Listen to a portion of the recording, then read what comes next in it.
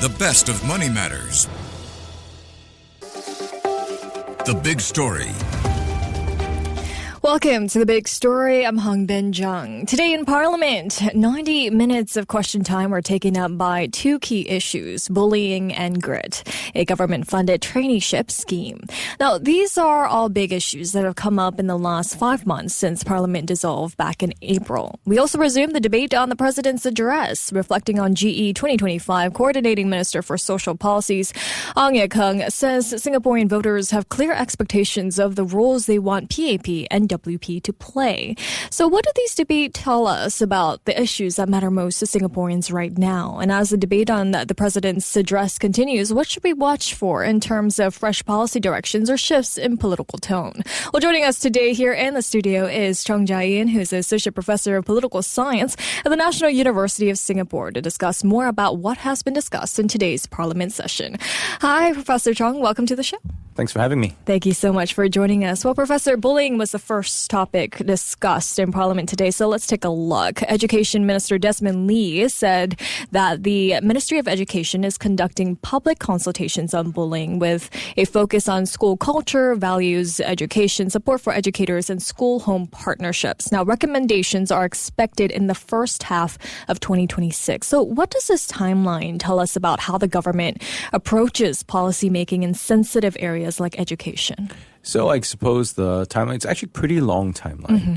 I reckon that the signal being sent is that the Ministry of Education wants to take its time to look in depth at issues relating to bullying and, doesn't want to rush to a conclusion because, bullying in schools, I'm an educator too, and, they often involve quite complex issues on all sides and it can be quite tricky to handle well. And I suppose the Ministry of Education wants to, be calculated and well-calibrated in its approaches. But that having been said, I think it is also true that we do see instances of bullying in schools, and there is going to be an imperative to sort of act faster.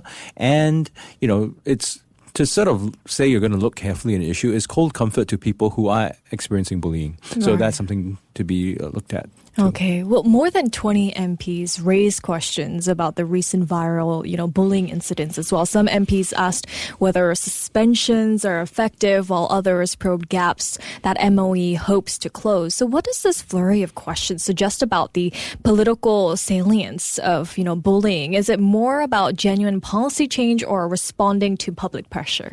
I mean, it's got to be a bit of both. But I think the way that I would frame things is more about, are we looking at a specific case or are we looking at a class of cases?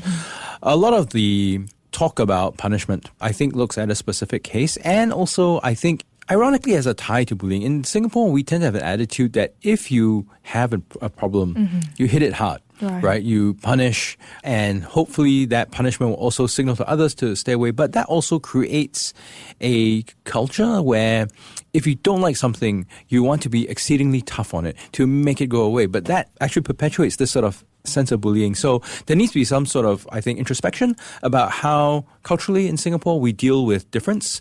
We deal with issues that we are less comfortable with. I think a moderation of some of that tendency to sort of just crack down hard may be helpful with bullying. Okay. Well, looking ahead to MOE's recommendations in 2026, what concrete policy shifts then would you see as necessary for the public to feel that real change? So I think some of it, of course, has to do with how cultures in schools are managed. But, that, as I said, there's a broader societal issue. And I'm hoping that can be brought into the conversation, although it may be a little bit too wide for the remit of MOE. Another thing that has come up with cases of bullying is this issue of how we handle class sizes in Singapore.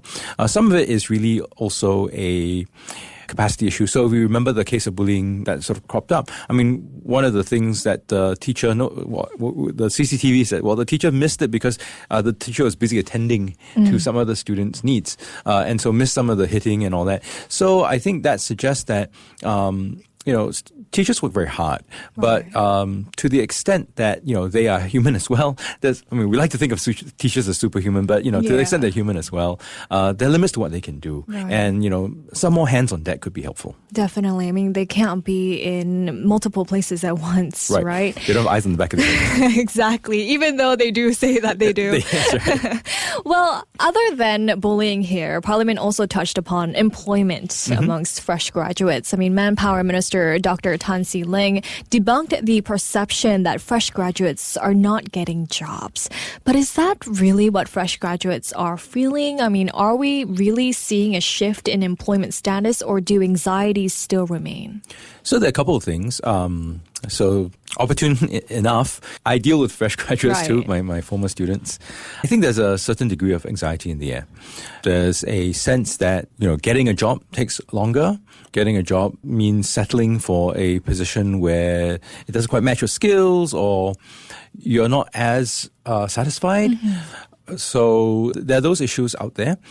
There's also a sense that, just finding a job can be difficult. Yes, I understand that Minister Tan said that, the larger cohort that we have has created those further anxieties. So I think there is the sentiment that's out there, which, when you're a person trying to send your CVs in and you're not getting much of a response back, of course it's frustrating. I get that. And so, there are the numbers, but the numbers really don't help person who's desperately trying to look for a job. So that bit needs to be, I think, somewhat addressed as well. And I think adding to the anxiety is the fact that right now we are in an anxious global moment. The uncertainty with the global economy means to say that companies may be a little bit more reluctant to hire as quickly or as much, and I guess people feel that as well. So that, even if the numbers don't shore it up, is definitely going to add to the sentiment that's on the ground. Definitely. Well, Dr. Tan also announced the Graduate Industry Traineeships, or GRIT scheme, which will offer 800 traineeship spots for fresh graduates lasting 3 to 6 months. Do you think the GRIT scheme on its own, though, is enough to address graduate employment challenges, or should the government be, considering additional initiatives as well? So there are a couple of things here. I think for the current moment, GRIT tries to address the problem. It, I suppose, may shift the needle a little bit on the on the sort of anxieties. But on the sort of broader issues that I talked about, the sort of global anxieties, if we are indeed seeing a shift in the nature of the way that the global economy works, then just having sort of these traineeship schemes may not be quite sufficient. So I get it as a sort of short-term approach, but the sort of longer-term direction in which we'll go, in which we, try to provide opportunities for all Singaporeans, both people who are changing career, changing jobs mid-career, and also younger graduates. That has to be addressed for us to, fit the actual environment, because we've had it really good for the past few decades, where essentially we were a conduit. If that form of commercial activity is going away, then we probably need to think of something else. Right. Well, MP Louis Chow also highlighted concerns about job anxiety among young graduates, and he suggested reintroducing the jobs growth incentive specifically for fresh graduates, noting that, traditional approaches boosting capital and labor may no longer be sufficient. So would wage support schemes like this actually help graduates, or are there deeper structural issues in the labor market that need to be addressed first? Right. So I think, again, they could provide some short to medium term relief. But I think the larger point I take from Mr. Chua's speech is that, we may need to rethink how we do social safety nets in Singapore. In the past, it's been a bit of a taboo, but I think as we think about longer transition periods and all that, this may have to come into play. I mean, no one probably has an answer right now, but among the options we need to consider would probably be issues of these sorts of minimum wage guarantees, in fact, even possibly the minimum wage has to be part of the debate. Well, then how should the government balance short-term interventions like the wage support with longer-term strategies to grow Singaporeans' share of the economic pie? So I think on the sort of longer-term trajectory, part of it has to be about the areas of economic opportunity that we can eke out for ourselves. If you look at today and yesterday, there was a lot of talk about AI and things like that. So maybe that's an area, but it might not be the only area, and perhaps we also shouldn't be putting all our eggs in one basket. But certainly to sort of identify areas of growth that matches with Singapore's capabilities. So in terms of some of we talked about this before, how Singapore can sort of manage data, how Singapore can really provide the kinds of high-end services. Those kinds of things we've done before. We need to do them in a different way and look at different markets. That's something I understand from Deputy Prime Minister Kim Yong's speech yesterday. He was looking at for different partnerships. Right. So those are things that we may have to broaden the conversation over. Well, we also resumed the debate on the President's address in today's Parliament session. I believe there was a bit of a back and forth between PAP and WP. Now, Minister of Health Ong Ye Kung reflected on this year's general election, highlighting that Singaporeans gave the PAP a clear mandate to govern while also maintaining significant opposition presence through the Workers' Party. Now, he also pointed out that the WP made a strategic choice to contest lower than one-third of available seats, and that Singapore has largely avoided the populist shifts that can be witnessed in other countries. What does Mr. Ong's framing of WP's decision as a strategic choice tell us about how the PAP and WP interpret voter expectations? Well, any choice that has to do with how you campaign is a strategic choice. What I get from Minister Ong's speech is he's suggesting that the WP isn't really doing enough, it really isn't stepping up. He had made the claim that the WP hadn't really provided alternative sort of policy vision. I guess if you look at the WP's manifesto, it seems to me at least that it provides a different vision. But if you sort of just take a step back and look at the debate between Minister Ong and leader of the opposition, Pritam Singh, I think there was a sense of difference of vision. It isn't the sort of stark Barisan thing that Minister Ong had put forward, but certainly there was an idea from Mr. Singh that Singapore can be more accommodating of difference, not just on sort of racial and religious terms, but also in terms of a diversity of opinion.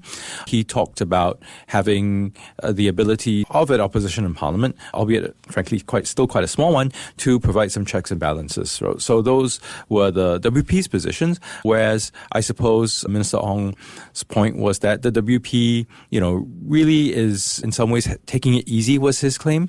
I think not pushing things hard enough, although I will have to say that it's, one of the claims was that, they aren't pushing policy. I'm not sure how that can be done in Parliament because Parliament is a numbers game. With 12 seats, you're not pushing any policy anytime soon.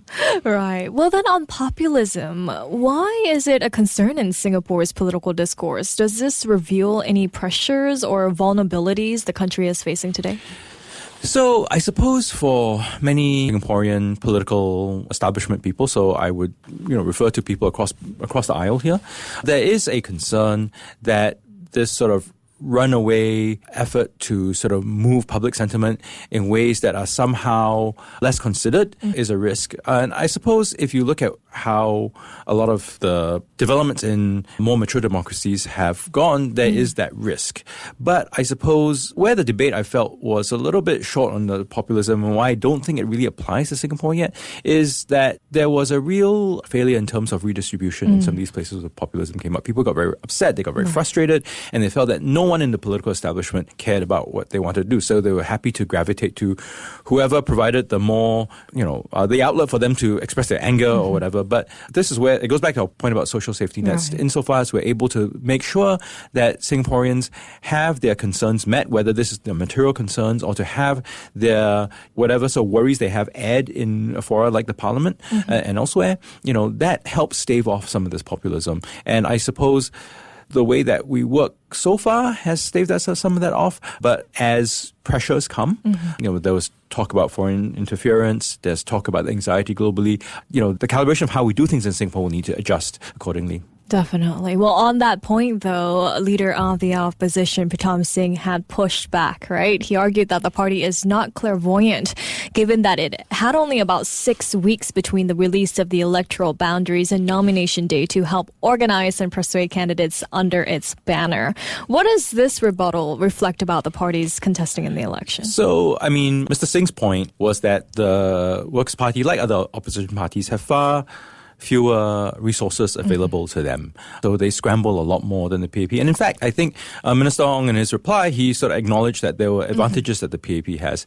But of course, for most of us listening into Parliament, we're left none the wiser for how big that disparity is, although it is actually a factual issue that can be addressed. So if parties were transparent about their assets, about their spending, I mean, not just the election spending, which they have to be transparent about, but their general spending, and the assets and all that can sort of resolve some of these issues because it will come down to how many people you can field, how many people you can support the people that you field, and what you can do on the ground in the off-election cycle periods. Right. Well, Mr. Ong also noted that the WP must justify its standing as the only opposition party in Parliament.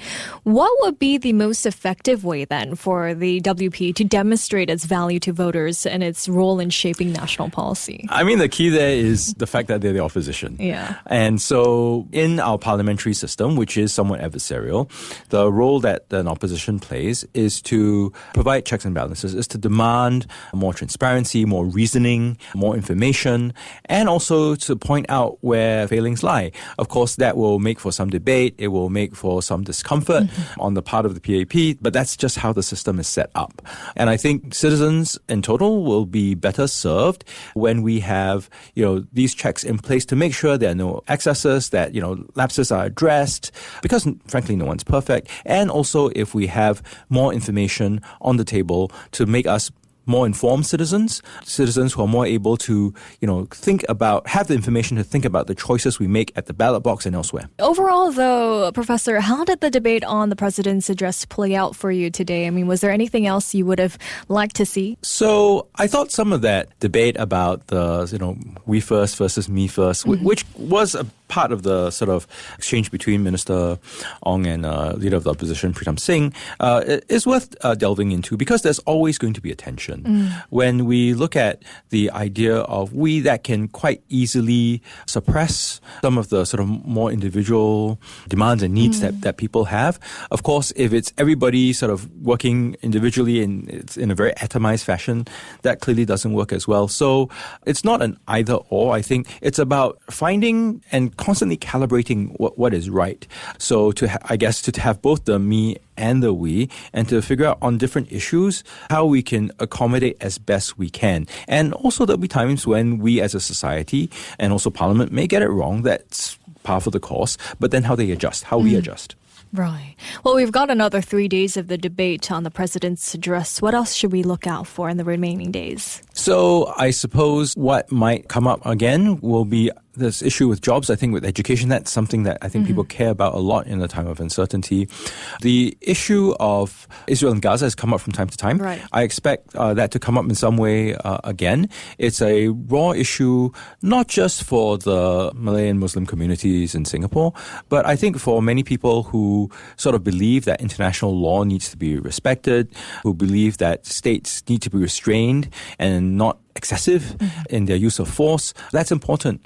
And I think as we talk about the me and the we and Singapore identity, this is, I think, important in the sense that it helps us define who we are and what we can accept, including our role internationally, how we pursue our interests internationally. So that's something I suppose will come up again. And I don't think there'll be any resolution, but it's an important discussion to keep having, discomforting as it is for some people. Right. I understand that. Debates tend to be like that. Definitely. Well, thank you so much, Professor, for your time and your insights today. Of course, my pleasure. That was Chong Ja Ian, Associate Professor of Political Science at the National University of Singapore. This has been The Big Story with me, Hongbin Jeong. To listen to more great interviews, download our podcasts at audio.sg or download the audio app. That's AWEDIO, audio at the App Store and Google Play.